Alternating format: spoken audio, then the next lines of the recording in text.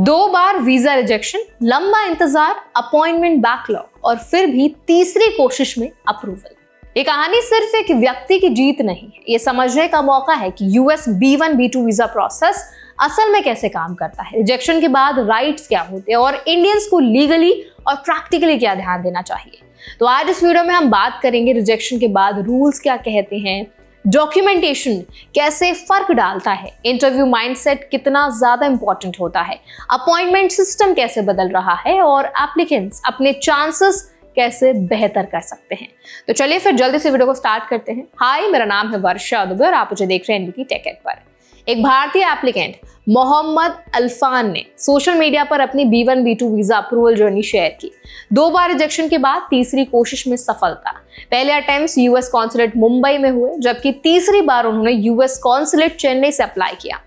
उनकी travel purpose एक technology conference थी, यानी क्लियर इंटेंट, प्रोफेशनल रीजन और फाइनेंशियल प्रूफ।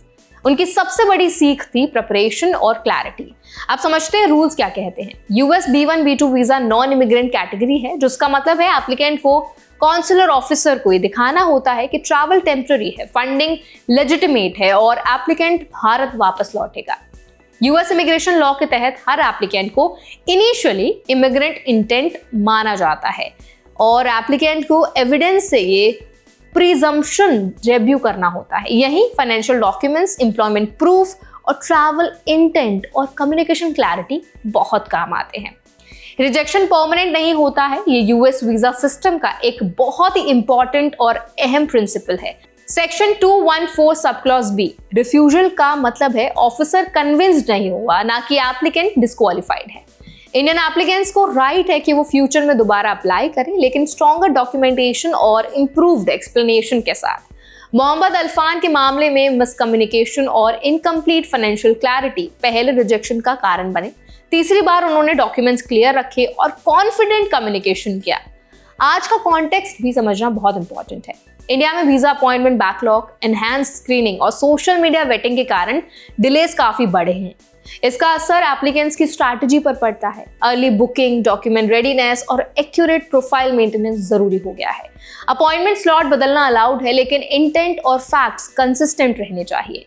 अब प्रैक्टिकल एंगल इंटरव्यू में क्या मैटर करता है उस पर बात कर लेते हैं। कॉन्सुलर ऑफिसर टाइम लिमिटेड होता है, इसीलिए आंसर शॉर्ट, डायरेक्ट और ट्रुथफुल होने चाहिए। ओवर एक्सप्लेनिंग या मेमोराइज स्क्रिप्ट सस्पेशन पैदा कर सकते हैं।